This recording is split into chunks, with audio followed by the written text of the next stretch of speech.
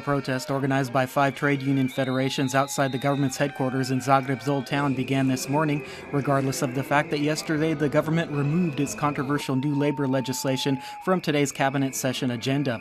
Labor and Pension System Minister Mirando Mrsic said the government was not abandoning its proposed amendments to the Labor Act, but was only taking a time out. However, trade union leader Krešimir Sever said the unions will not back down and may even move toward a general strike.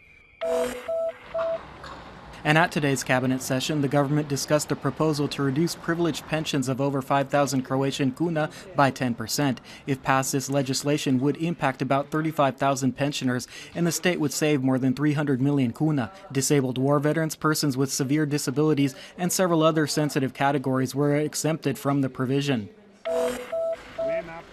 Education Minister Željko Jovanović acknowledged today that he should have rescinded the branch collective agreement for the education sector, which would have left sufficient funds to obviate the need for his recent controversial decision to hold compensation of transportation costs for teachers in December.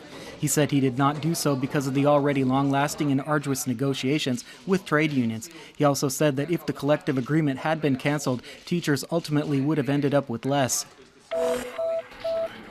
Last night at midnight, the French consortium known as Zagreb Airport International Company, or ZAIC, assumed management of the Zagreb Airport. Yesterday, ZAIC deposited 20 million euros into their Croatian bank account, refuting claims by airport employees that they do not have the necessary funds. The firm also announced that construction of a new passenger terminal, a project worth 236 million euros, will be complete within the next 3 years. The Qatar Minister of Energy and Industry, Mohammed bin Saleh Al Sada, currently on an official visit to Croatia, met with Economy Minister Ivan Vrdoljak this morning, and later the two ministers, in the company of Prime Minister Zoran Milanovic, signed a memorandum of understanding concerning the field of energy technology. This is a prerequisite for construction of a liquid natural gas terminal on the island of Krk, which the Qatar side is expected to finance. Air pollution levels in the eastern town of Slavonski Brod are once again too high. Late in the day yesterday, the concentration of airborne hydrogen sulfide was 18 times above the accepted threshold. After the situation normalized, concentrations once more jumped this morning.